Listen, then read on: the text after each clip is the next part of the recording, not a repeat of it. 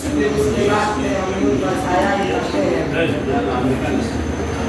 असातिज़ाए कराम, सामईन साहब और मेरे प्यारे प्यारे दीनी इस्लामी भाइयों और दोस्तों, अस्सलामु अलैकुम व रहमतुल्लाहि व बरकातुहू। आज मेरी तकरीर का उन्वान है तहरीक आज़ादी में मुस्लिम उलमा और आवाम का किरदार। बिरादरान इस्लाम, ये एक नाकाबिले इनकार हकीकत है कि अगर जंगी आज़ादी में उलमा कराम हिस्सा न लेते तो हिंदुस्तान कभी आज़ाद न होता। उन मुक़द्दस और पाकीज़ा हस्तियों ने ऐसी ऐसी मिसाल और लाजवाब कुर्बानियाँ दी है जिनकी नज़ीर पेश करने से तारीफ़ आजिज़ क़ासिर और अपने इंसानी हैरान हो सकता। अगर ये सफ़ीले आज़ादी न होती तो तहरीक आज़ादी न चलती, तहरीक बालाकोट न चलती, तहरीक नश्र-ए-रुमाल न चलती, तहरीक खिलाफत न चलती, हिंदुस्तान छोड़ो तहरीक न चलता, मुक़द्दमा वहाँ बयान न चलता, अम्बाला शादी स्क्रिप्ट न बनता। इस मुल्क का तआरुफ़ मुसलमानों ने कराया है। अगर मुसलमान न होते तो हिंदुस्तान का जोग्राफिया तक ढूंढने से न मिलता।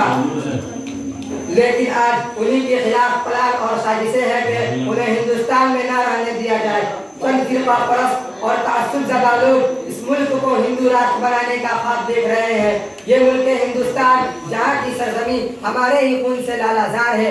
अगर आज हिंदुस्तान की सरजमी को खोद कर देखा जाए तो हर बारिश के बाद हमारे ही खून के फव्वारे जारी होंगे।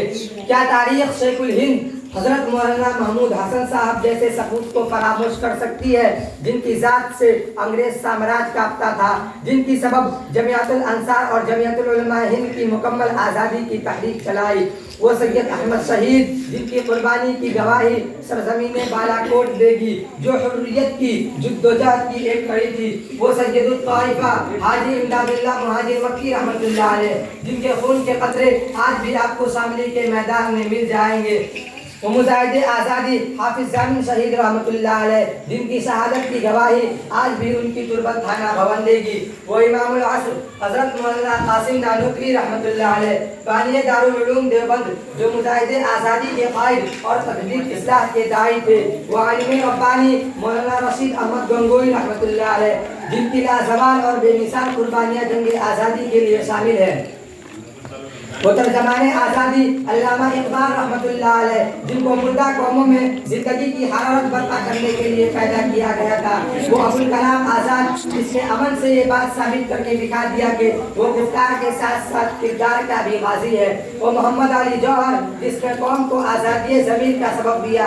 इनके अलावा मौलाना शाह वलीउल्लाह मुहद्दिस देलवी रहमतुल्लाह अलैह, शाह इस्माइल शहीद रहमतुल्लाह अलैह, शाह अब्दुल अजीज मुहद्दिस देलवी रहमतुल्लाह अलैह, सैयद अहमद शहीद रहमतुल्लाह अलैह, मौलाना वलायत अली रहमतुल्लाह अलैह, मौलाना ममलूक अली रहमतुल्लाह अलैह, मौलाना जाफर थानेसरी रहमतुल्लाह अलैह, मौलाना उबैदुल्लाह सिंधी रहमतुल्लाह अलैह, मौलाना हिफ्जुर रहमान चुहारी रहमतुल्लाह अलैह, अल्लामा शब्बीर अहमद उस्मानी रहमतुल्लाह अलैह, मुफ्ती किफायतुल्लाह रहमतुल्लाह अलैह, मौलाना मुफ्ती शफी लाहौरी रहमतुल्लाह अलैह, मौलाना शौकत अली रहमतुल्लाह अलैह।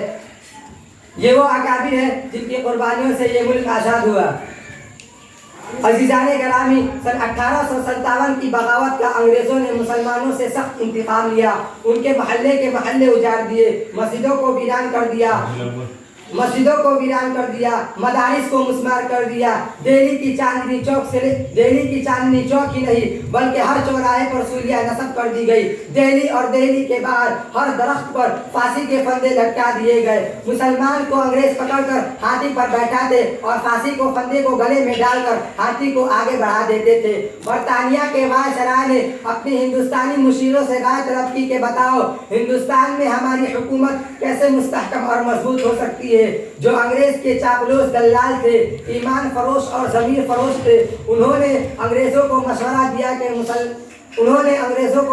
दिया कि हिंदुस्तान में सबसे ज़्यादा बेकार कौम मुसलमान है और जंग आज़ादी मुसलमानों ने ही लड़ी है। जब तक मुसलमान में जज्बा जिहाद बाकी रहेगा उस वक्त तक हम हिंदुस्तान में अपनी हुकूमत मुस्तहकम नहीं कर सकेंगे। इसलिए सबसे पहले जज्बा जिहाद को ख़त्म करना ज़रूरी है और जज्बा जिहाद को ख़त्म करने से पहले हिंदुस्तान से इल्म और कुरान को ख़त्म करना ज़रूरी है। चुनांचे 1861 के अंदर 3 लाख कुरान करीम के नुस्खे जला दिए गए। 1864 से लेकर 1867 तक 14,000 उलमाए कराम को फांसी के फंदे से लटका दिया गया। दिल्ली की चांदनी चौक से लेकर खैबर तक कोई दरख्त और पेड़ ऐसा बाकी न था जिस पर उलमाए कराम की गर्दनें न लटकी हो। उलमा के जिस्मों को गर्म ताबे से ढाका जाता, उनको सुअरों की खालों में बंद कर जलती हुई तनव्वुर में डाला जाता, उनको सुअरों की खालों में बंद कर जलती हुई तनव्वुरों में डाला जाता। लाहौर की शाही मस्जिद में फांसी का फंदा लटका दिया गया। एक दिन में 80 उलमा को फांसी दी जाती थी। लाहौर की दरिया में 80 उलमा को बोरों में बंद कर डाल दिया जाता और ऊपर से गोलियों की बौछार उन पर की जाती। बिरादरान इस्लाम, ये मुल्क यूं ही नहीं आज़ाद हुआ। इस मुल्क की आज़ादी के लिए जितना हमारा खून बहा है उतना गैरों का पसीना भी नहीं रहा। इस मुल्क की आज़ादी के लिए न जाने कितनों को सूली पर चढ़ा दिया गया, हजारों बसे बसाए बदवीरान हो गए, बेशुमार लोगों को बंदूकों की शोला फसा गोलियों से हमेशा हमेशा के लिए खामोश कर दिया गया। कितनी औरतें बेवा हो गई, कितनी माँ बाप के लाडले यतीम और लवारिस हो गए, कितने माँ बाप के लाडले यतीम और लवारिस हो गए। औरतों के सामने मर्दों को गोली मारी जाती, मर्दों को सामने औरतों की इज्जत लूटी जाती थी। माँ के गोद से दूध पीते हुए बच्चे को छीन करके जलती हुई आग में डाल दिया जाता था।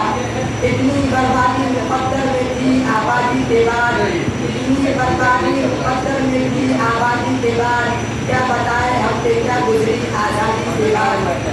अफसोस सब अफसोस, इतनी कुर्बानियाँ देने के बाद हमसे वतन पर दोस्ती का सवाल किया जा रहा है, हमारी बिल्कुल वतन पर शक किया जा रहा है। हमको नंगे चमन और गद्दारे वतन कहा जा रहा है। हमारी तारीख को मिटाने की नापाक कोशिशें की जा रही है। अल्लाह ताला से दुआ है कि इस मुल्क को सबसे सलामत रखे।